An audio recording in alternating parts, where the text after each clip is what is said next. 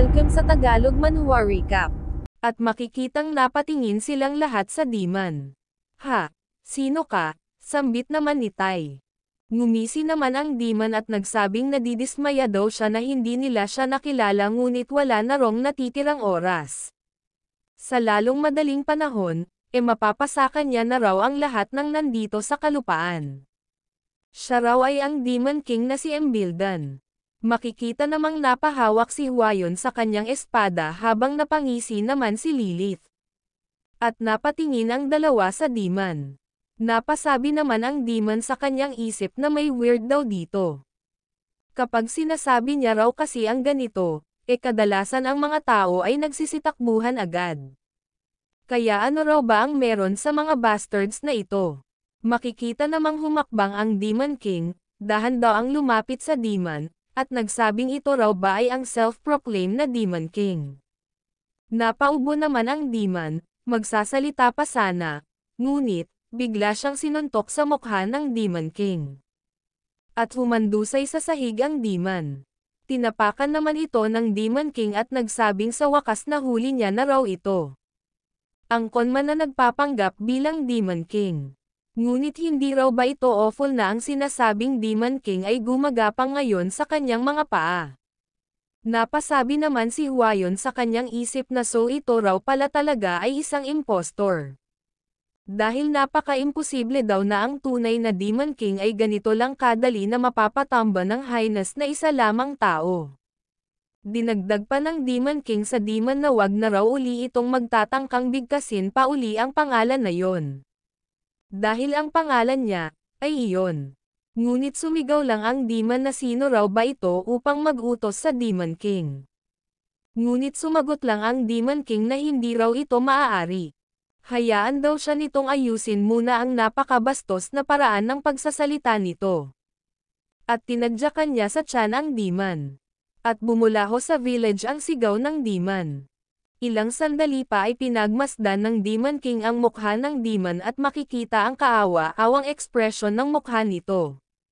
Napasabi naman ang Demon King sa kanyang isip na the more daw na tinitingnan niya ang mukha ng bastard na ito, mas lalo dong nagiging worse.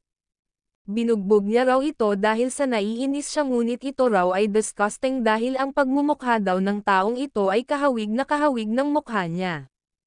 Kung ordinaryong mamamayan lang daw ng impyerno ang makakaharap ng bastard na ito tiyak na maloloko daw talaga sila dahil sa mukha ng taong ito. At kung hindi lang daw sa napaka-cheap na balahibo nito halos siya na raw talaga ito. Sinabi naman ni Lilith sa Demon na ito raw ay isang holy demon hindi raw ba? Nagtaka naman ang Demon nang marinig ito at napatanong kung paano daw nila nalaman ang tungkol sa mga holy demons. Ngunit nagtanong lang si Lilith kung ano raw ba ang actual na pangalan nito. Tumawa naman ang Demon at nagsabing siya raw ay na siya namang ikinainis ng Demon King at nagsabing kung tatawa pa raw uli ito ng ganito hahatiin niya raw ang puwet nito. At makikita namang pinigilan ni Tai ang Demon King. Sinabi naman ng Demon na ngunit hati na raw ang puwet niya. Sumagot naman ang Demon King na hindi niya raw sinabi na hahatiin niya ito ng vertical. At napatahimik ang lahat. Makikita naman ang pagkainis ng Demon King at sinabi naman ni Tai na hindi niya raw ito maaaring patayin. Sinabi naman ni Lilith sa Demon na so ano raw ba ang actual name nito? Ano raw ba ang rason kung bakit nagpapanggap ito bilang Demon King? At bakit daw ito nagpapanggap na Demon King sa lugar na ito? Ngunit sumagot lang ang Demon na uulitin niya raw, siya raw ay ang Demon King na si Embildan. Napatiklop naman ng kamao ang Demon King at nagsabing sinabi niya na raw na wag na nito uling babanggitin ang pangalang ito ngunit ngayon binanggit niya na naman ito. Mukhang ang mabisang gamot daw para sa mga baliw ay ang bugbugin. Napasigaw naman ang Demon na ipinanganak daw siya para sa objective na ito at mabuhay bilang ang Demon King na si Embildan na siya namang ikinagulat ng Demon King. Objective, sambit naman ng Demon King at nagtanong kung sino raw ba ang nagbigay sa kanya ng purpose na maging fake na Demon King. Sumagot naman ang Demon na hindi niya raw alam. Sa simula pa lang daw, ang pangalan niya na raw ay Demon King Embildan. At sadyang ipinanganak lang daw siya sa nation na ito at ipinanganak daw siya na mayroong ganitong appearance. Hindi niya raw tinataglay ang kahit na kaunting parte lang ng buong kapangyarihan ng tunay na Demon King. So ano ang ginawa mo sa mga villagers? Tanong naman ng Demon King. Sumagot naman ang demon na pinatulog niya raw ang mga ito. Nagtanong naman si Sedna kung bakit pinatulog niya lang daw ang mga tao rito at hindi niya pinatay.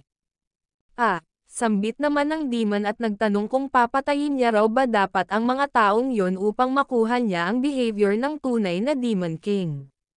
Sumagot naman si Sedna na kahit hindi pa raw ito ang tunay na Demon King, madali niya lang daw na mapapatay ang mga yon. Sumagot naman ang demon na wala wrong order na patayin niya ang mga yon, hindi niya raw gustong patayin ang mga yon. Dahil kung gagawin niya raw yon, may iwan daw siyang mag-isa. Kaya napagtanto niya raw na mas maigi daw na patulugin niya na lang ang mga ito at manatili sa tabi niya habang buhay. At makikitang nag-release ng demon energy ang demon. Makikita namang agad na pinrotektahan ni Huayon ang Demon King.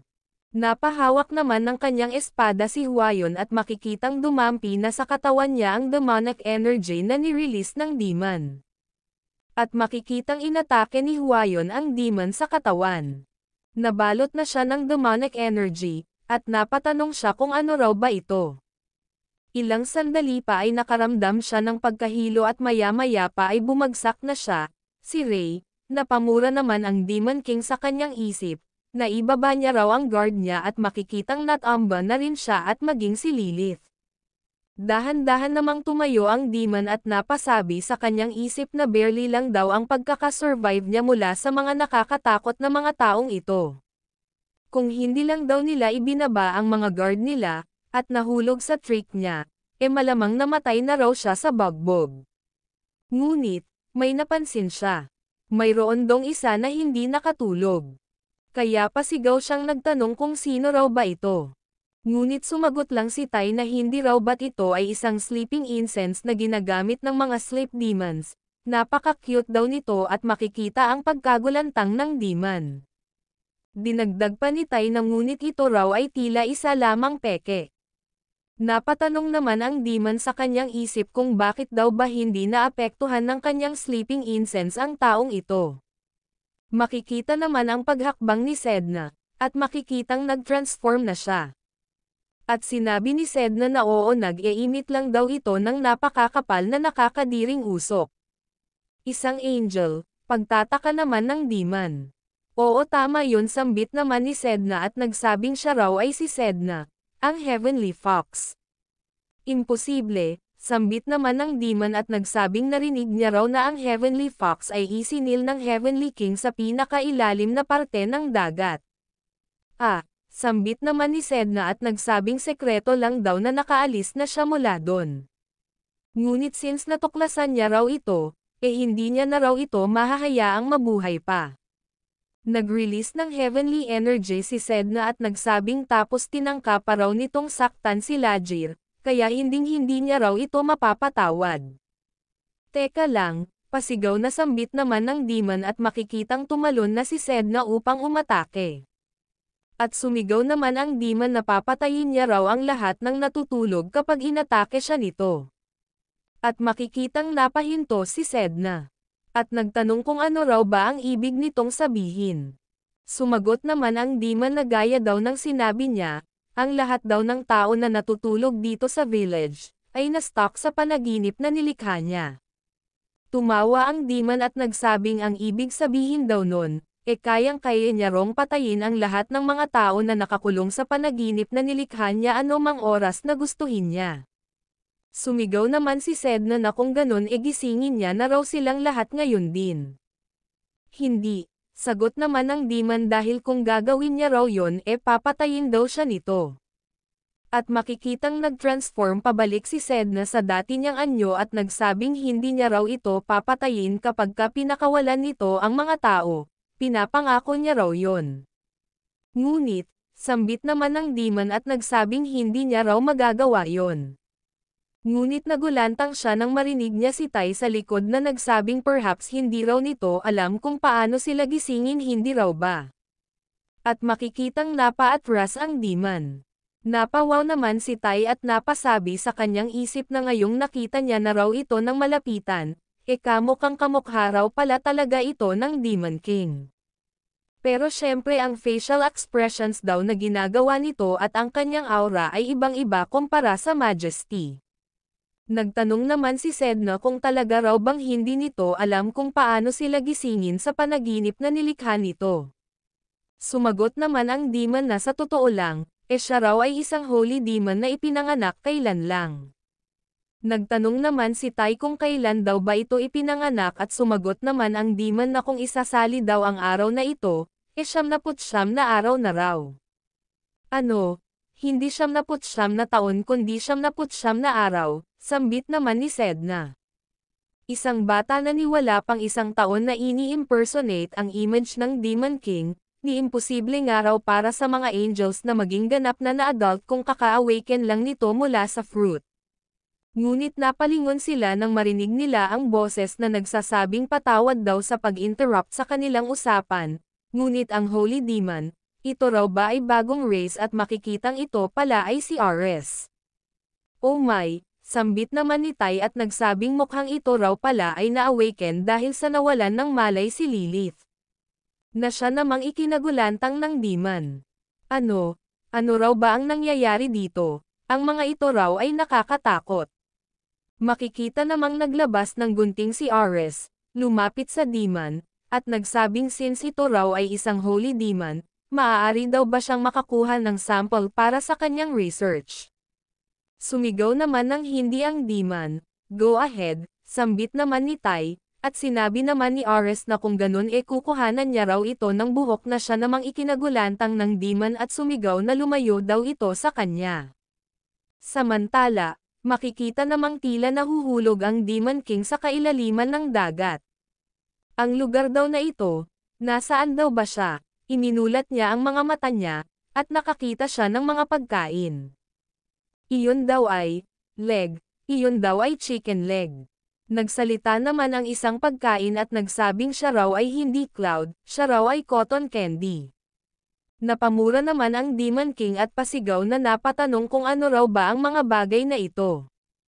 Lumingon-lingon siya at napasabing ito raw ay kagagawan ng goddamn na holy demon na yon. Ang ability daw ng isang sleep demons ay mag-provide ng agony at happiness sa mga nananaginip at kontrolin ito ng forever. Ito raw ay sakit sa ulo. Kung nasa original na katawan niya lang daw sana siya, hindi raw sana problema sa kanya na makaalis dito ngunit mahihirapan daw siya na makaalis sa lugar na ito nang wala ang tulong ng sleep demons ngayon na nasa katawan siya ng isang tao.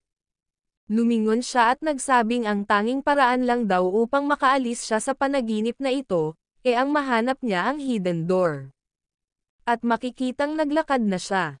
Nagsalita naman ang sandwich at nagsabing pakiusap kainin daw siya nito. Napakasarap niya raw, gusto daw ba nitong tumikim? Nainis naman ang Demon King at napasabi sa kanyang isip na binabasa daw ba nito ang isip niya at ipinapakita ang mga images na ito dahil sa nagsuffer siya ng husto nung nag-diet siya. Sinabi naman ng isang sandwich na hindi raw ba nito alam kung gaano siya kasarap, kumagat daw ito kahit isang beses lang. Sinabi naman ng isa na tumikim lang daw ito. Napasabi naman ang Demon King sa kanyang isip na ito raw ay hindi reward, ito raw ay pure torture. At makikitang inis na ang Demon King.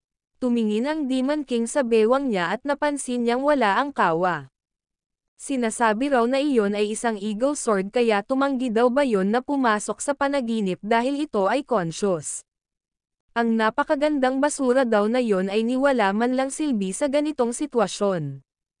Ilang sandali pa ay napalingon ang Demon King. At makikitang binati siya ni Huayon at napasabing ayos lang daw pala ito. Nagtanong naman ang Demon King kung hindi pa raw ba nito namimit ang ibang mga bastards. Sumagot naman si Huayon na ang Highness pa lang daw ang una niyang nakita. At napatanong siya kung nasaan daw ba sila ngayon.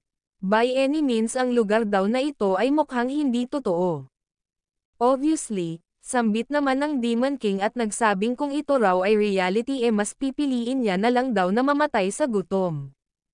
Ilang sandali pa ay may biglang lumitaw na siya namang ikinagulantang ni Huayon. Bumunot siya ng espada at sinabihan ang Highness na umatras daw ito. At nang makita na nila ang kabuuan ng bagay na yon ay hindi sila makapaniwala. At napasabi ang Demon King na hate niya raw talaga ang lugar na ito. Ilang sandali pa ay hiniwa-hiwa ni Huayon ang napakalaking karne. At nagkalat ang mga chunks nito at ang isa ay napunta sa kamay ng Demon King. Napabuntong hininga ang Demon King at napasabing hate niya raw talaga ito. Nagtanong naman si Huayon kung ano raw ba sa tingin ng prince ang nangyayari sa lugar na ito at sumagot naman ang Demon King na ito raw ay isang dream world. Pardon, nasa loob tayo ng panaginip, sambit naman ni Huayon at nagsabing ngunit mukhang totoo raw ang lahat ng nandito. Sumagot naman ang Demon King na dahil ito raw ay isang panaginip na nilikha ng isang sleep demon. Ngunit ang fake bastard daw na yon ay mukhang obsessed sa pagkain o ano paman. Bakit daw ito gagawa ng ganito ka-childish na bagay? Sinabi naman ni Huayon na malamang pare-pareho lang daw sila ng panaginip, hindi raw ba? Tama yun, sambit naman ng Demon King at nagsabing malamang ang lahat daw ng mga taon na nakatulog ay nasa parehong panaginip din na ito. Napaka-imposible daw magising sa panaginip na ito nang sila lang. At kung may mangyari dong masama maaari daw silang matrap dito habang buhay. Habang buhay, pagtatakang sambit naman ni Huayon, ilang sandali pa ay may nakita si Huayon sa unahan at sinabi niya sa prince na tumingin daw ito banda doon. At makikita ang isang batang babae na nakaupo sa isang mushroom habang kumakain ng sweets. At ilang sandali pa ay nilapitan nila ito. Sinabi naman ng bata na siguro ito na raw ang langit. Napakarami rong mga masasarap na bagay dito. Binati naman ni Huayon ang bata, iniabot ang kanyang kamay, at nagsabing sumama daw ito sa kanila, isasama daw nila ito pauwi. Ngunit sumagot lang ng hindi ang bata. Gusto niya raw ang lugar na ito. Wala rong ganitong masasarap na bagay sa bahay nila. Hate niya raw ang luma at matigas na tinapay at sawa na raw siya sa parehong soup buong linggo. Your Highness, sambit naman ni Huayon at sinabi naman ng Demon King na naiintindihan na raw ba nito ngayon ang sinabi niya. Once daw na ma-overcome ka ng temptation ng panaginip ganito raw ang mangyayari. Mawawala raw sa paningin mo ang lahat ng mahalaga sa iyo gaya ng pamilya mo at hahabulin mo ang pekeng kaligayahan na ino-offer ng panaginip. Ang i-disregard daw ang reality ay tough at unfortunate. At nililin lang sa pag-aakalang ang panaginip na ito ay ang reality. At ano raw ba sa tingin ni Huayon ang mangyayari sa physical na katawan nila na nasa reality? Malalanta lang daw ito nang hindi man lang makasip ng kahit na kaunting tubig. Iyon daw ang malupit na katotohanan sa end result na pino-provide ng mga sleep demons. Sinabi naman ni Huayon na nagulat daw siya na ang daming alam ng Highness tungkol sa mga sleep demons. Well, sambit naman ng Demon King at nagsabing may kilala daw siyang ilang sleep demons. Sambit naman ni Huayon at nagtanong kung kailan pa raw ba ito nagkaroon ng kaibigan na mga demons. Sumagot naman ang Demon King na perhaps mula nung araw daw na siya ay naging demon. Napatanong naman si Huayon sa kanyang isip kung ang tinutukoy daw ba ng Highness nung araw na binansagan siyang demon nung bata pa siya. Ang makipag-hangout daw ito sa mga demons sa murang edad pa lang, mukhang isa raw pala talagang ekstraordinaryong tao ang Highness. Sinabi naman ng Demon King kay Huayon na ano pa raw ba ang ginagawa nito, bilasan na raw nila. Kailangan na raw nilang mahanap ang pinto palabas sa lugar na ito.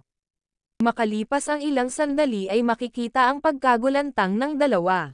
At sumuot sa leeg ng Demon King ang isang donut at nagsabing kainin daw siya nito. Dali-dali naman itong tinanggal ng Demon King at tumakbo na sila palayo.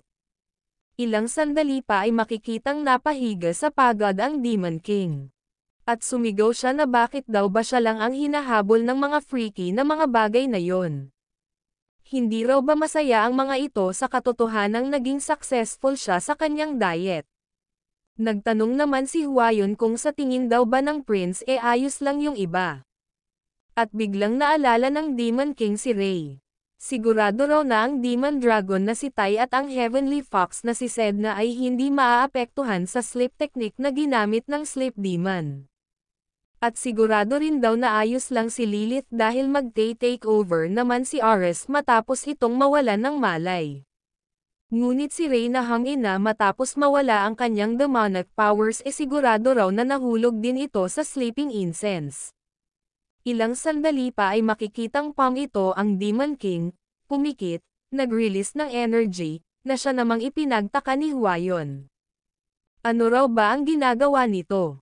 Hindi niya raw maarok kung ano ang nasa isip ng prince. Walang reaction, sambit naman ng Demon King sa kanyang isip at napasabing hindi raw ba kaya na hindi nahulog sa dream world si Ray. Kaya sinabihan niya si Huayon na umalis na raw sila. Ngunit napalingon sila nang nakarinig sila ng pagtahol. At makikitang ito pala ay si Ray. At tumakbo ito papunta sa Demon King at sinalubong naman ito ng Demon King at niyakap niya ito. Na-trap din daw pala ito rito. Your Highness ang asong ito ay, sambit naman ni Huayon at sumagot naman ang Demon King na ito raw ay si Ray. Hindi raw ba't na-introduce niya na ito kay Huayon? At naalala ni Huayon ang human form ni Ray. At napatanong siya kung ang ibig sabihin daw ba nito si Ray ay isang sorcerer. Hindi sagot naman ng Demon King. Hindi raw magic ang ginagamit ni Ray upang mag-transform. Kung sasabihin niya raw ba na si Ray ay nasa parehong kategory ni Almond at ni Sedna, mas maiintindihan niya raw ba ito? Sumagot naman si Huayon na kung ganun si Ray daw ba ay isa ring holy beast at sumagot naman ang Demon King na parang ganun na nga. At tiningnan ng Demon King si Ray at nagsabing maaari daw ba nitong subukang hanapin ang pinto palabas sa lugar na ito. At makikitang nag-vow si Ray. Nakiramdam siya, napatingin sa unahan, tumahol, at tumakbo. Sinabi naman ng Demon King kay Huayon na sundan daw nila si Ray at sumang-ayon naman ito. At habang tumatakbo sila ay nagtanong naman si Huayon kung talaga raw bang mayroong pinto palabas ng lugar na ito. Hindi ka naniniwala sa akin, sambit naman ng Demon King at sumagot naman si Huayon na syempre naniniwala daw siya. Ilang sandali pa ay makikita ang isang puno na tila nagtatakip ng mukha. At ilang sandali pa ay nilapitan nila ito. Nagtanong naman ang Demon King kay Ray kung may pinto raw ba ang puno na ito at tumahol naman ng isang beses si Ray. At humakbang na pasulong si Ray. Sinabi naman ng Demon King kay Huayon na tingnan daw nila ito ng sabay at sumang-ayon naman ito. Napasabi naman ang Demon King na matapos niya rong makakita ng napakaraming mga weird at kakaibang mga puno, kakaiba na rin daw ang paningin niya sa normal na punong ito. Sinabi naman ni Huayon na ngunit wala raw siyang makitang pinto rito kahit anong tingin pa ang gawin niya.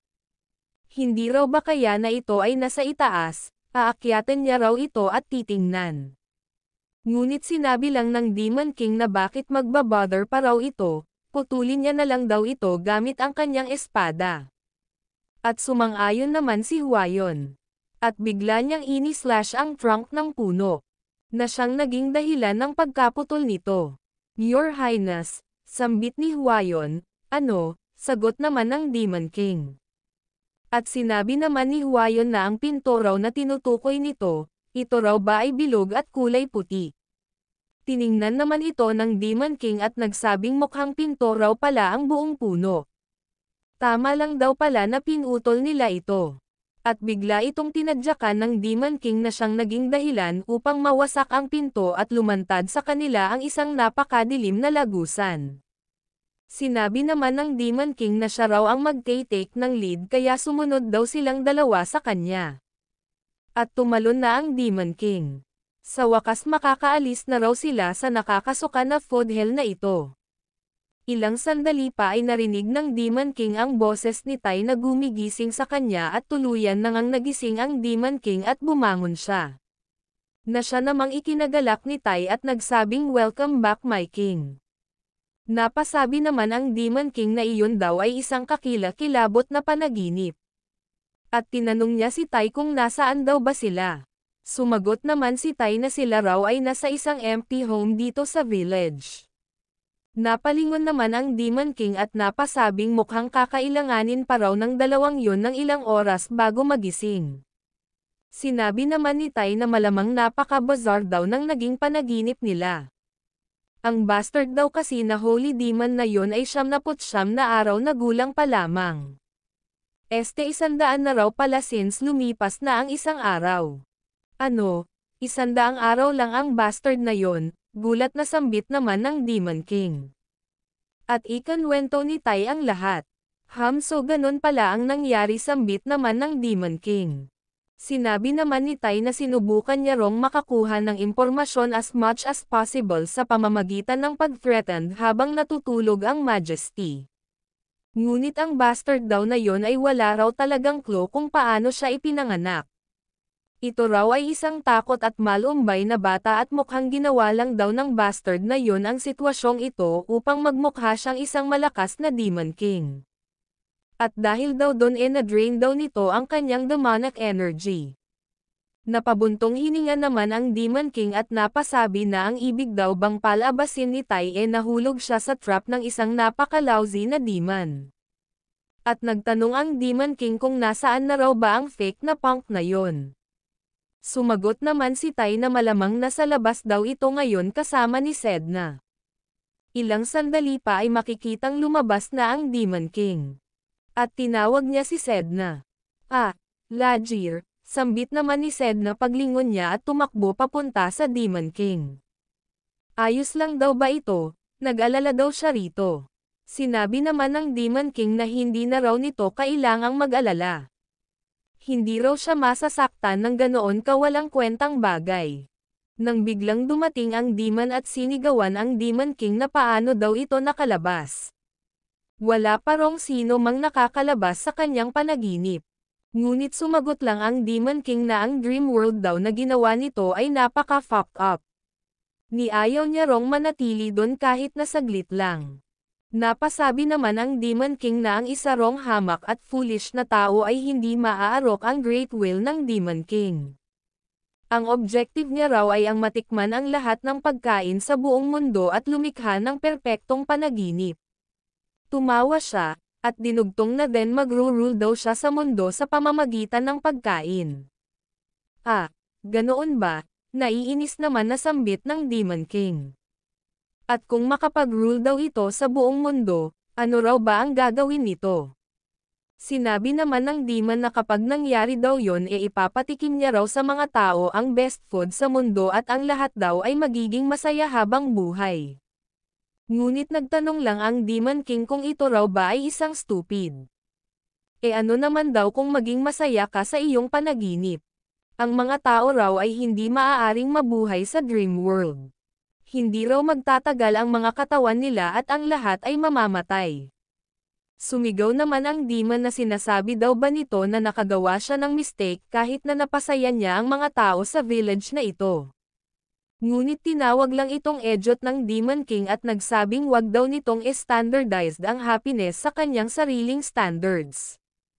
At kung talaga raw na ito ay masaya, managinip daw ito ng mag-isa.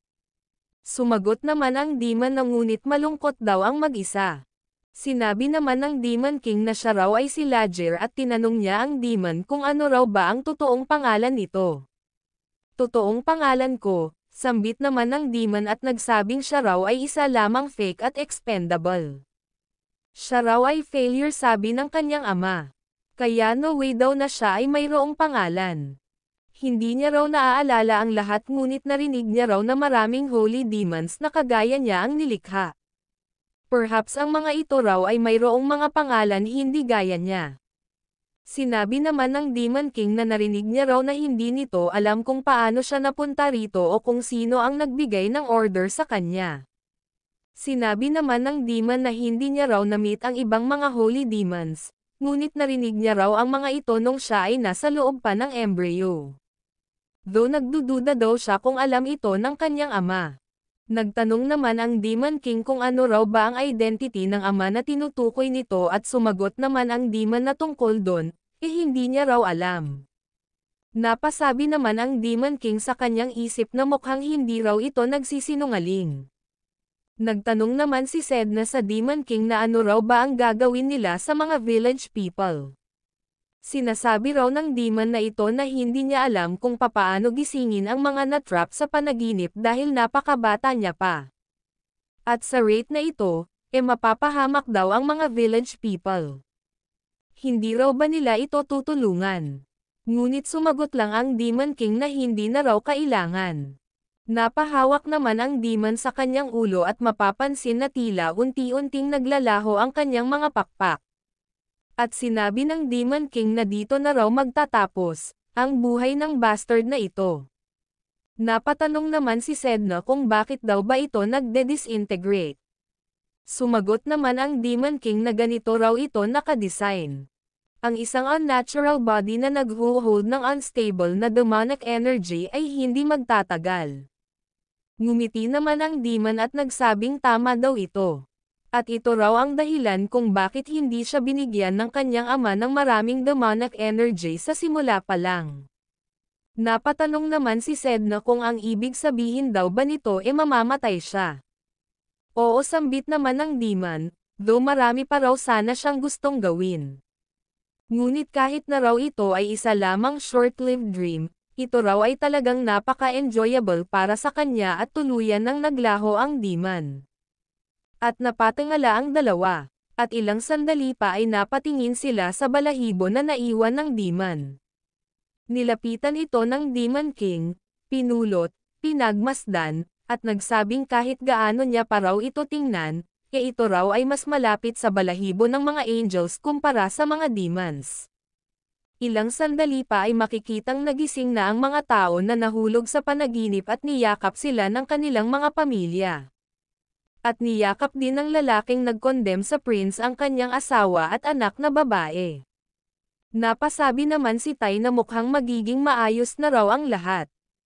Ngunit napamura ang Demon King na siya namang ipinagtaka ni Sedna. At napasabi ang Demon King sa kanyang isip na wala man lang daw siyang nakuhang kahit na kaunting impormasyon at napaglaruan pa raw siya ng mga bastard na yon. Maya-maya pa ay makikitang nagsimula na silang maglakbay paalis ng village. Sinabi naman ni Tai na ang Demon King Ascension daw ay na-rename bilang Dream Demon Invasion. Though hindi raw ito ang Demon King, ngunit since na-solve daw nila ang problema ng 1 week ahead sa schedule, sigurado rong tataas ng husto ang reputasyon ni Prince Lajir. Ngunit sinabi lang ng Demon King na sino raw ba ang may pake sa shit na ito. Ginawa lang daw silang tanga at wala raw silang nakuhang kahit na kaunting impormasyon tungkol sa mga holy demons. Sumagot naman si Tai na at least na clear daw nila ang pangalan ng Demon King laban sa false charge na ito ay nag-invade sa human realm. Lajir, sambit naman ni Sedna at nagtanong naman ang Demon King kung ano raw ba ito. Sinabi naman ni Sedna na kung ang mga holy demons daw na yon ay kayang i-replicate ang Demon King, hindi raw ba kaya na kaya din nilang i-replicate ang mukha ng Heavenly King. Ang Heavenly King na si Michaelos, sambit naman ng Demon King at nagsabing na de-discuss daw talaga siya kapag naaalala niya ang pagmumukha ng bastard na yon. Ngunit teka lang, paano naman daw ba kaya ang arrogant na fruit of the Heavenly King na yon? Iyon daw ba kaya ay isa lang ding replika? Sinabi naman ni Tai na sa tingin niya raw hindi raw nila ito kayang i-replicate ng ganoon ka-perfect. Ang lifespan daw ng holy demon na yon ay napakaiksi at niwala nga raw itong totoong kapangyarihan. Kaya kahit na makapag-replicate pa raw sila, wala rin daw iyong silbi.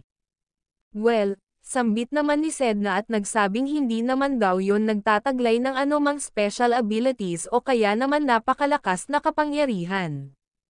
Sinabi naman ni Tai na kung talaga rong napakadali lang na ma-replicate ang Demon King at Heavenly King, malamang nasa chaos na raw ang mundo ngayon. Kahit na ganoon kahina, sambit naman ni Sedna at sumagot naman si Tai ng of course. Kahit ito pa raw ay mahina, Ngunit kapag mayroon dong lumabas na ganoong magpapakilala bilang Demon King mula sa iba't ibang panig ng mundo iyon daw ay napakalaking chaos. At kapag iyon daw ay nangyari, siguradong gagawa raw ng hakbang mga angels at magsisimula na naman ang panibagong digmaan sa pagitan ng mga angels at demons. Sinabi naman ni Ares na ang ibig daw bang sabihin ni Tai may posibilidad na binabalak ng mga holy demons na yon na magsimula ng digmaan sa pagitan ng mga angels at demons. Na siya namang ikinagulantang ni Sedna at nagsabi sa kanyang isip na kung ganun wala raw siyang magagawa sa kung mangyari nga ang digmaang ito. Hindi niya raw gusto ang kasalukuyang Heavenly King, at ayaw niya rin daw sumabak sa digmaan ng walang proper na objectives. At talagang magkakaroon uli ng digmaan, siguradong magpapagitna daw si Ladger dito since ito ay ang Demon King. Ngunit na raw ay isang angel. Kahit na hindi niya pa raw gusto ang Heavenly King, hindi niya pa rin daw maaaring suwayan ang orders nito. Napatingin naman ang Demon King kay Sedna, hinimas ang ulo, at nagsabing wag daw itong mag-alala. Wala pa rong nangyayari. At base raw sa fake na yon, wala raw silang dapat na ipag-alala. Sinabi naman ni Tai na kung ganoon magko-compromise daw sila at mag-alala lang ng kalahati. Ngunit sumagot lang si Sedna na hindi raw yon makakapagbigay sa kanya ng ease. Sinabi naman ni Ares na once daw na makabalik sila sa castle, a-analyze niya raw agad ang sample na nakuha nila mula sa Holy Demon. Tutuklasin niya raw ito ano man ang mangyari. At speaking of, maaari daw ba silang mabigyan ng prince ng financial aid? Ngunit binatukan lang siya ng Demon King at nagsabing tumigil na raw ito sa pagpo-fool around at gawin ng maayos ang trabaho niya. Ilang sandali pa ay makikitang natutulog si Ray, ang mga fairies, at makikitang napatingala ang Demon King at napasabing sa tingin niya kailangan niya meet ang Heavenly King. Na siya namang ikinagulantang ng apat at napatingin silang lahat sa Demon King. At pautal na nagtanong si Sedna kung bakit daw ba gustong makita ni Ladger ang Heavenly King. Sumagot naman ang Demon King na wag daw itong mag-alala dahil hindi raw siya makikipagkita upang makipaglaban. Hindi raw siya baliw. No way daw na makikipagkita siya ng direkta sa Heavenly King sa ganitong anyo. Dahil kapag nalaman daw ng bastard na yon na natali siya sa katawan ng isang tao dahil sa isang contract, mapapabilis lang daw yon sa posibleng mangyaring digmaan. Marahil hindi raw nila alam ang buong detalye, ngunit duda raw siya na alam na ng Heavenly King ang tungkol sa mga Holy Demons. So, ang kailangan niya lang dong gawin, ang magpadala ng dalawang simpleng mensahe. Dalawang mensahe. Pagtatakang sambit naman ni Sedna. Sinabi naman ng Demon King na una mensahe, mayroong lumikha ng bagong species na tinatawag na Holy Demon. Pangalawa, kaya nilang mag-replicate ng appearance ng mga demons ngunit hindi gaya ng mga demons, mayroon daw itong maroon na balahibo. At upang sum up ang sitwasyon na mayroon sila ngayon, ang mga yon daw ay lumikha ng mga monsters. At gumagamit ng skills ng mga dream demons as if sila ay mga demons. Ngunit ang characteristics na mayroon ang kanilang mga balahibo, ay mas malapit sa mga angels kaysa sa mga demons. At sa tingin niya mayroon parong isang fact na kailangan niyang ipaalam sa disgusting na Heavenly King na yon, mag-ingat ito sa fraud identity. Napasabi naman ang apat na mukhang galit pa rin daw ito. Sinabi naman ni Sedna na kung hindi raw pupunta doon ng direkta si Ladger, sino raw ba ang papupuntahin nito doon? Si Tai. Ngunit sinabi ni Tai na hindi raw ba't mas suitable si Sedna para sa trabahong yon dahil ito ay isang angel. Sinabi naman ni Sedna na hindi. Siguradong papatayin daw nila siya once na nalaman nilang winasak niya ang angel ring at tumakas. Kung ganon, sambit naman ni Tai at nagtanong sa Demon King kung sino raw ba ang magiging messenger nila. Sumagot naman ang Demon King na mayroon dong someone na perfect sa trabahong yon. Isang sisiw na nagsisilbing agent ng Heaven. At makikitang ang tinutukoy niya ay si Zadkiel. At makalipas ang ilang sandali ay makikitang nag-anyong kalapati si Zadkiel at ipinadala ng Demon King sa kanya ang sulat. At lumipad na ito. Napasabi naman ang Demon King na ayon daw kay Sedna, si Zadkiel daw ay napaka-skillful pagdating sa pag-collect ng mga information.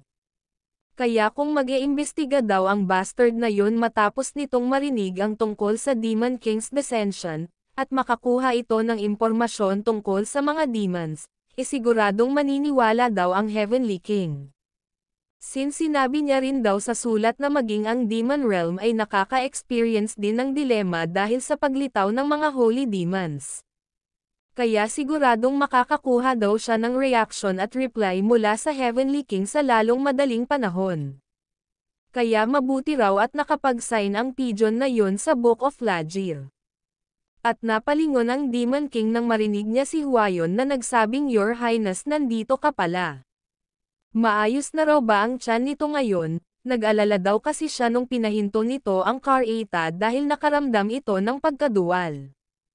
Nagdala daw siya ng gamot mula sa pharmacy, ngunit sinabi lang ng Demon King na hindi na raw kailangan, ayos na raw siya ngayon. At ito raw ang East Coast na binanggit ni Huayon kanina hindi raw ba?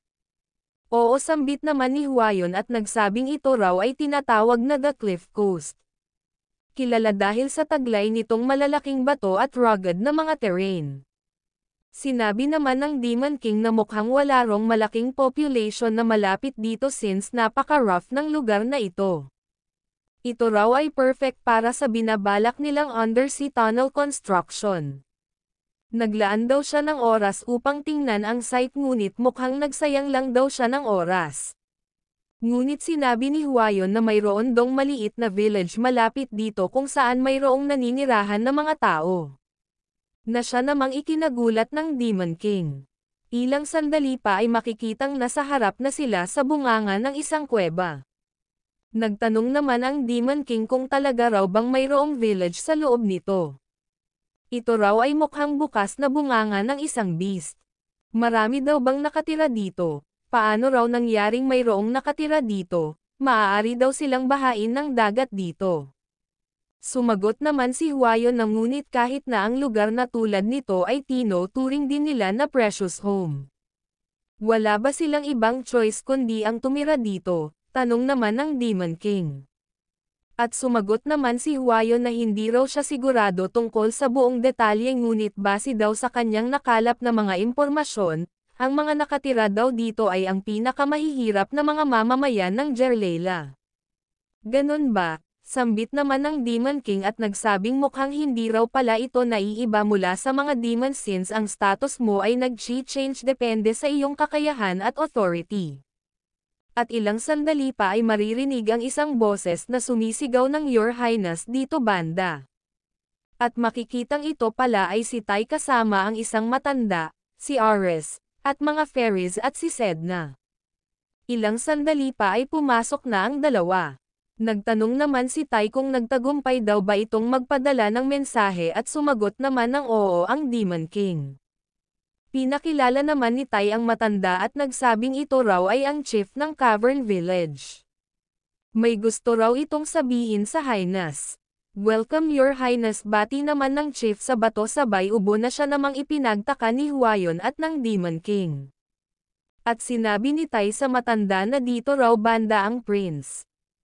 Humingi naman ng tawad ang chief sa prince at nagsabing since tumatanda na raw siya, nahihirapan na raw siyang makakita.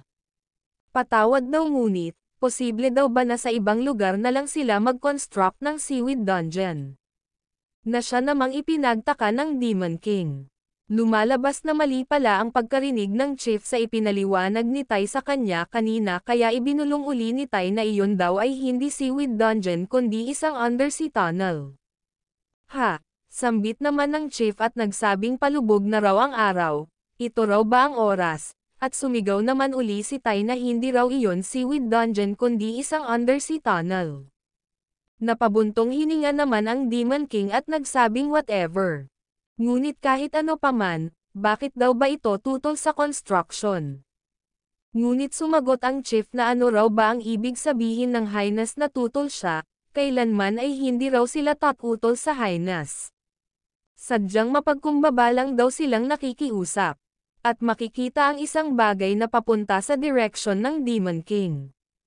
Buti na lang at nasalo ito ni Huayon. At pasigaw nagtanong si Huayon kung sino raw ba iyon. At maririnig ang isang bata na sumigaw at tinawag silang mga villains. Sila raw ay pumunta rito upang wasakin ang village nila, hindi raw ba? Adele, ikaw ba yan Adele? Sambit naman ng village chief. Villain, ako, ha, sambit naman ng Demon King. Oo, sambit naman ng bata at nagsabing sino pa raw ba ang nandito bukod sa kanila sabay baba. At sumigaw siya na wag daw nilang ebuli ang mga mermen. Oh my, sambit naman ng chief, yumukod, humingi ng tawad, at nagsabing bata pa raw ang isang ito. Wala raw itong alam kaya pakiusap patawarin daw ito ng Highness. Napasigaw naman ang bata na bakit daw ba ito humihingi ng tawad, ano raw ba ang nagawa niyang mali, tumigil na raw ito sa paghingi ng tawad. Inutusan naman ng Demon King si Tai na dalhin ang bata sa kanya. At sumunod naman agad si Tai. Sumigaw naman ang bata na wag daw itong lumapit sa kanya dahil kung hindi titirado rin niya raw ito. Ngunit sumagot lang si Tai na gaya daw ng hinihiling nito. At makikitang umatake ang bata ngunit bigla na lang nawala si Tai. Na siya namang ikinagulat nito at makikitang bigla siyang sinakal ni Tai mula sa likod. At sumigaw ang bata na pakawalan daw siya nito. Lumapit naman ang Demon King sa bata, tinawag itong brat, at nagtanong kung nikilala daw ba nito kung sino siya. At sumagot naman ito na sila raw ay ang mga villains na pumunta rito upang wasakin ang village nila, sino pa raw ba sila?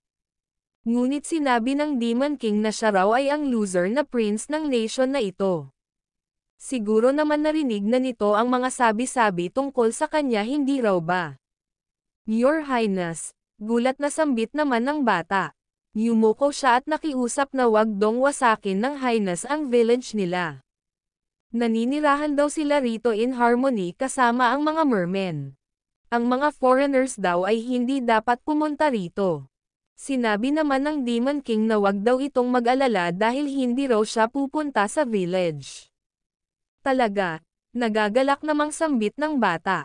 Siyempre, sagot naman ng Demon King at nagsabing maaari naman daw siyang mag-utos ng isang tao upang pasabugan ito kaya bakit pa raw siya papasok sa village at makikitang natigilan ang bata. At maya-maya pa ay sumigaw ang bata na pasasabugan daw ba talaga nito ang kanilang village, gagawin daw ba talaga ng prince yon sa village nila.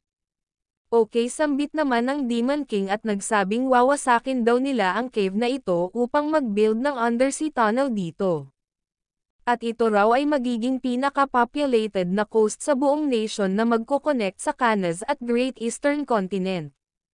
Hindi, sambit naman ng bata at nagsabing kapag nawasak daw ang cave na ito, mamamatay daw ang mga mermen.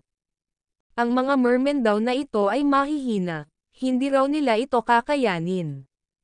Hindi, kung wasakin daw nila ang village, hindi raw nila maaaring gawin yon. Nagtanong naman ang Demon King kung ano raw ba itong merman na ito, at inutusan niya si Tai na pakawalan ang bata. At yun na nga ang ginawa ni Tai. At sinabi naman ng bata na ang mga mermen daw ay mga mermaid. Mermaids. Mermaids ba ang sinabi mo? Sambit naman ni Sedna at nagsabing kilala niya raw ang mga ito. Mukhang mermen daw pala ang tawag ng mga tao sa mga mermaids. Nagulat naman ang bata at napasigaw na nagsasalita daw ang fox na ito. Na siya namang ikinainis ni Sedna ngunit napalingon siya sa Demon King nang magtanong ito kung ano raw ba ang mermaid or merman. Sumagot naman si Sedna na ang mga ito raw ay mga rare species na kasing laki lang ng kanyang mga palad. At ang ilalim daw na kalahati ng katawan ng mga ito ay isda samantalang ang itaas na parte naman ng mga ito ay tao. Mahirap daw itong i-explain ngunit pag nakita daw ito ni Lajir, malalaman daw nito agad kung ano ang pinagsasasabi niya. At tama kapag nakaka-encounter daw ng mga tao ang mga mermaids, ang appearance daw na ipinapakita nila ay ang iyong ideal type. Hindi raw ba't napakaastig nun, dagdag pa ni Sedna. At makikitang nagulat ang Demon King sa kanyang narinig. Nakakapagpalat sila ng appearance sa iyong ideal type, tanong niya. Oo, sambit naman ni Sedna. Since ang mga mermaids daw ay pinapanganak mula sa mga water bubbles.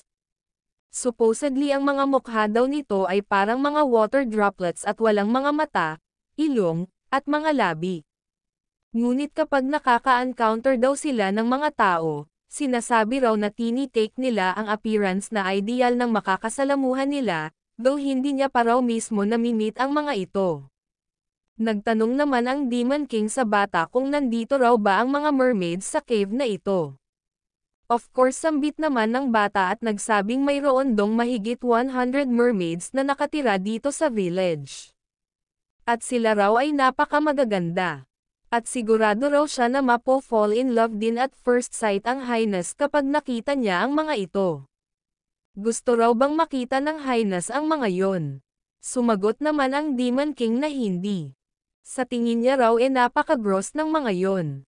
Sinabi naman ng bata kay Sedna na ngunit ito raw ba talaga ay isang fox, paano raw ito nakakapagsalita, at paano raw nito nalaman ang tungkol sa mga mermen. Sumagot naman si Sedna na siya raw ay hindi isang ordinaryong fox. Siya raw ay ang messenger ng Ocean God kaya baliwala lang daw yon sa kanya. Wow! Ikaw ang messenger ng Ocean God, sambit naman ng bata at proud namang sumagot ng oo si Sedna. Sinabi naman ng Demon King na tumigil na raw sila sa walang silbi nilang chit-chat. At sinabi niya sa chief na palisanan na daw nito sa loob ng 10 araw ang mga residents ng village na ito. At pag-uwi niya raw sa castle, sisiguraduhin niya raw na mayroon silang lupa at bahay na matitirhan. Ngunit sumagot ang bata na hindi raw nila maaaring iwan ang lugar na ito. Hindi raw sila maaaring umalis sa village. Ngunit bigla siyang pinigilan ng chief at tinakpan ang kanyang bunganga. At sinabi ng chief sa prince na oo sasabihan niya raw ang mga residents sa village na ito na umalis sa lalong madaling panahon. Ngunit gaya daw ng sinabi ni Adele, kung wawasakin daw nila ang cave, lahat daw ng mga mermen na nasa loob ay mamamatay. Nagtanong naman ang Demon King kung ano raw ba ang rason na dapat siyang maging considerate sa mga mermen na yon. Huho, sambit naman ng chief at nagsabing wala. Kung ganon, sambit naman ng Demon King, tumalikod, at nagsabing wawasakin niya raw ang cave na ito sa loob ng 10 araw. Ngunit biglang lumapit ang mga fairies at nagtanong si Ron kung maaari daw ba nilang makita ang mga mermen. Oo sambit naman ni Rin at nagsabing curious daw siya kung ano ang itsura ng mga yon. Gusto niya raw silang makita. Ako rin Ladger sambit naman ni Sedna. Gusto niya rin dong makita ang mga mermen. Na siya namang ikinainis ng Demon King. Nang biglang nagkaroon ng pagyanig at napatingin sila sa bunganga ng kuweba. Ilang sandali pa ay makikitang rumagasa ang napakalaking alon. Sumigaw naman si Adele na ito raw ay tidal wave. Tumataas daw ang tide, pumasok na raw sila sa loob ng kuweba ngayon din. Sinabi naman ni Huayon sa prince na alam daw ng mga villager kung papaano i-handle ang mga ganitong sitwasyon kaya pumasok na raw sila sa loob gaya ng isinasuggest ng batang lalaki. At pumasok na ang alon sa loob at makikitang tumakbo na sila papasok sa loob ng kuweba. At, makalipas ang ilang sandali, ay makikitang napahiga ang iba sa hingal at kaba. Napasabi naman si Ares na ang akala niya raw mamamatay na siya. Ngunit sinabi ni Sedna na maaari niya naman daw sanang i-block ang wave na yon. At saka lang ito napagtanto ng Demon King. At napasabi siya sa kanyang isip na nakalimutan niya raw ang tungkol dun kasi natarante siya. Hey kid sambit naman ng Demon King at nagtanong kung ano raw ba ang tidal wave na yon. At bakit mas ligtas daw dito sa loob ng cave. Ngunit bumaling lang ng tingin si Adele na siya namang ikinainis ng Demon King at nagtanong kung bakit daw ito umiiwas sa tanong niya. Palagi daw bang nangyayari ang phenomenon na ito, at ano raw ba ang purpose ng cave na ito upang makaiwas sila sa anumang damages? Your Highness, Sambit naman ng matanda at nagsabing ipapaliwanag niya raw ang lahat. At dahil ito raw ay mahabang kwento, maaari daw ba silang sumama muna sa kanila sa loob ng village. Ilang sandali pa ay narating na nila ang village. At sa loob ng isang bahay ay sinabi ng chief na dito raw sa Cliff Coast, palagi raw mayroong small at big tidal waves occasionally. At yun daw ang dahilan kung bakit wala masyadong mga hayop at mga halaman dito. Ang mga hayop lang daw na nakasurvive ay ilang mga species na mayroong mga pakpak, mga marine creatures, at ang mga villagers na nakatira dito sa loob ng cave na nakadesign upang protektahan sila sa mga tidal waves. At habang naninirahan daw sila rito, nagkataon daw na naka-rescue sila ng mga baby mermen. At mula nun ay kasama na nilang naninirahan dito ang mga mermen. Ang mga mermen daw ay mayroong ability na malaman kung kailan at saan magkakaroon ng tidal wave at kung saan sila makakakuha ng pagkain. At dahil daw sa tulong ng mga, nabuhay daw sila rito ng comfortably at malayo sa panganib ng mga tidal waves. Kaya nag-build na raw sila rito ng tahanan para sa mga mermen kung saan sila maaaring mag-settle down. Sinabi naman ni Sedna na alam niya raw na ang karagatan ay unpredictable ngunit, ang mga tidal waves daw na yon ay napaka-suspicious. Sumagot naman ang chief na sinasabi raw ng mga villagers na nagalit daw ang ocean god kung kaya ito raw ay madalas na nagpapadala ng mga tidal waves sa kanila. No way. Sambit naman ni Sedna at nagsabing ito raw ay isang malaking misunderstanding. Hindi raw ito gagawin ng Ocean God kahit nagalit pa ito. Hindi raw ito ganon ka-diligent. Napatanong naman ang dalawa sa kanilang isip kung inaamin daw ba ni Sedna ang katotohanan ng catamaran niya. Dinagdag pa ni Sedna na kung talaga raw na nagalit ang Ocean God, sa tingin daw ba talaga nila ganito lang ang gagawin nun. Sa tingin niya raw kayang-kaya nitong pabahain ang buong Jerlela. Sinabi naman ng Demon King na kahit pa raw madalas ang tidal wave dito, hindi raw binabaha ang cave na ito. At napansin niya rin daw na ang mga walls at floors dito ay medyo damp. Ano raw ba ang cave na ito? Sinabi naman ni Adele na kahit na raw pumasok ang tubig dito, hinihigop daw ito agad ng ground pailalim. At strangely enough ang itaas daw na parte ng kuweba ay mayroong entrance para sa sunlight at fresh air kaya nakakahinga raw sila ng maayos dito at maliwanag din kahit na nasa loob sila ng kuweba. Hindi raw ba't napakaastig nun? Napasabi naman ang Demon King sa kanyang isip na palagi rong inaatake ng mga tidal waves ang cave na ito, ngunit hindi raw ito naaapektuhan. Kaya paano raw ito naging posible ng walang magic o kaya naman mga magical tools? May kung anong weird daw dito. Kaya tinanong niya si Adele kung ang village na raw ba ang dulo ng cave na ito. At sumagot naman si Adele na hindi may mas malalim pa raw itong parte. Sumagot naman ang Demon King na kung ganun guide niya raw sila papunta doon. Your Highness. Sambit naman ng chief at nagsabing sa parteng yun daw naninirahan ang mga mermen. Hindi raw sila nananakit ng mga tao ngunit nagugulantang daw sila sa mga strangers kaya pakiusap mag-ingat daw sila. Mabuti, sambit naman ng Demon King at nagsabing since palagi daw nilang ipinagyayabang kung gaano ka-great ang mga mermen na ito, ihayaan daw nila siyang makita ito mismo ng sarili niyang mga mata. At makikita naman ang pagkagalit ng tatlo. Sa wakas makikita na raw nila ang mga mermaids.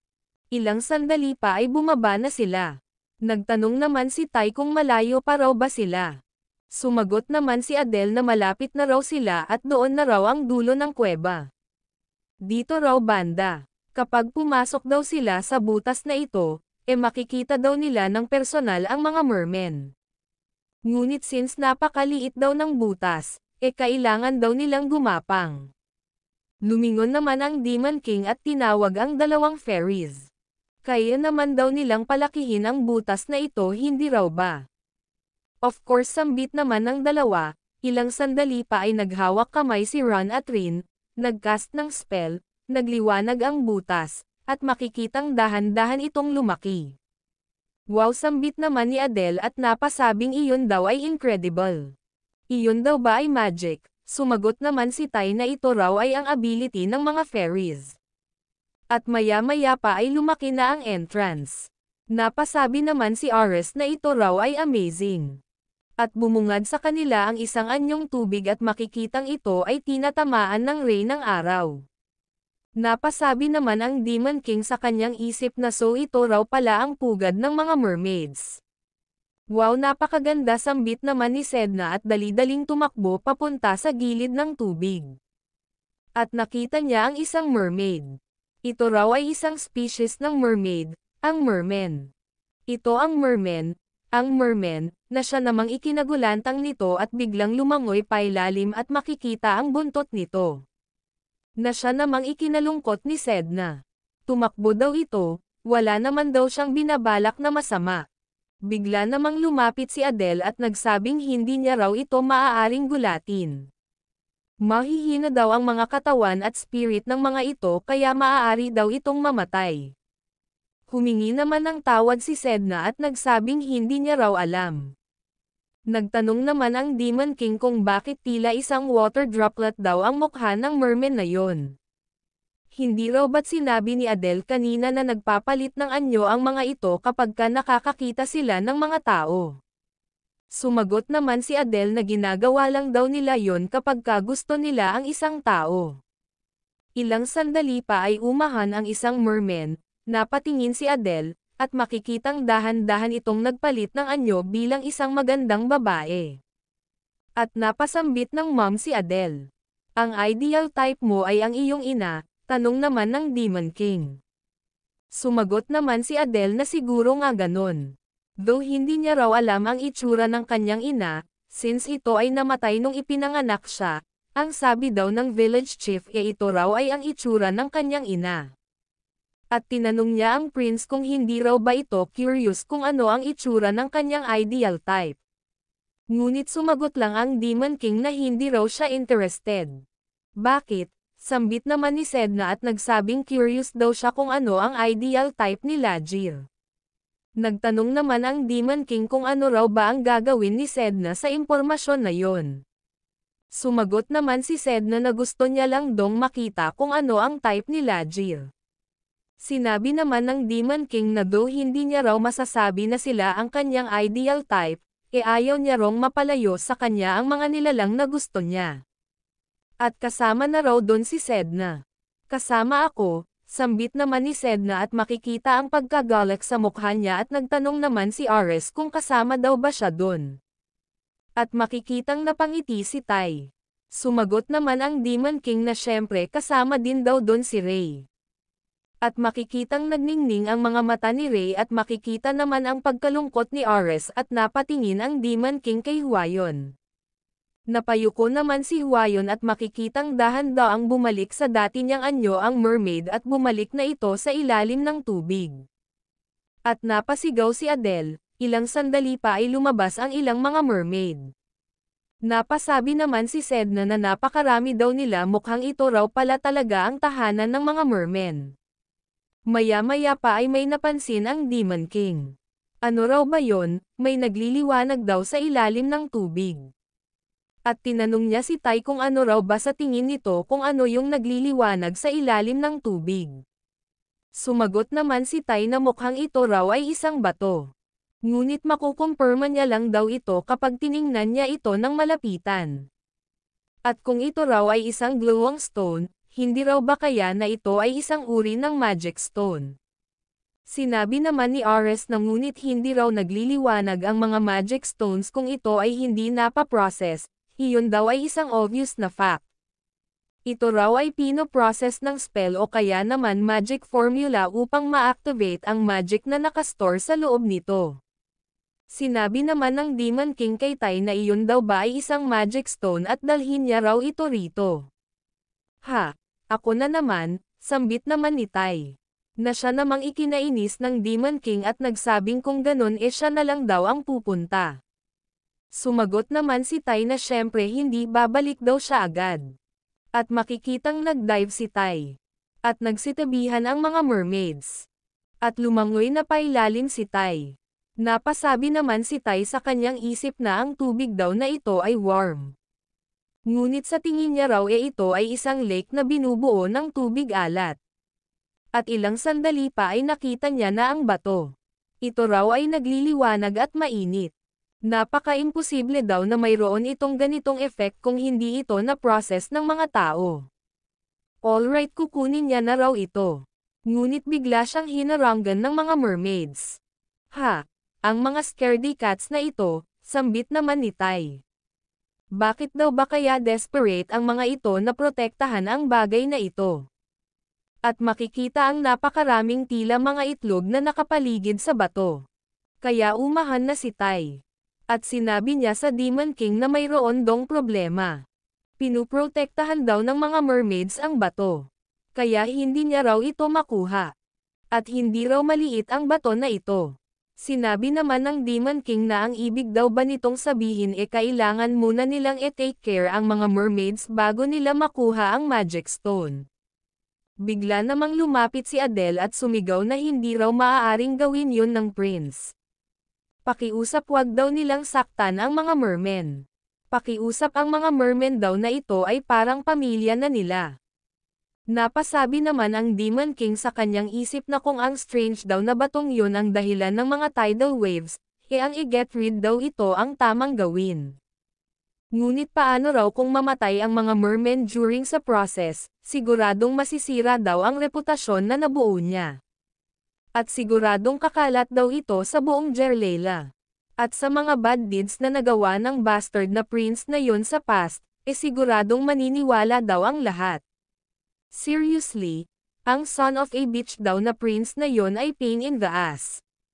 Nagtanong naman ang Demon King kung ano raw ba sa tingin ni Tai kung bakit pinuprotektahan ng mga mermen ang Magic Stone na yon. Sinabi naman ni Tai na hindi raw siya sigurado dahil hindi raw nagsasalita ang mga ito, ngunit sa tingin niya raw ito ay dahil sa mga itlog. Itlog?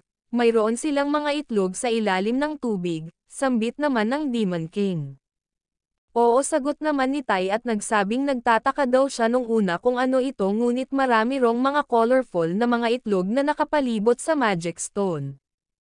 At base daw sa warmth ng tubig, pinapainit daw ng Magic Stone na ito ang tubig at sa tingin niya raw naghahatch lang ang mga itlog na ito sa mga warm temperatures.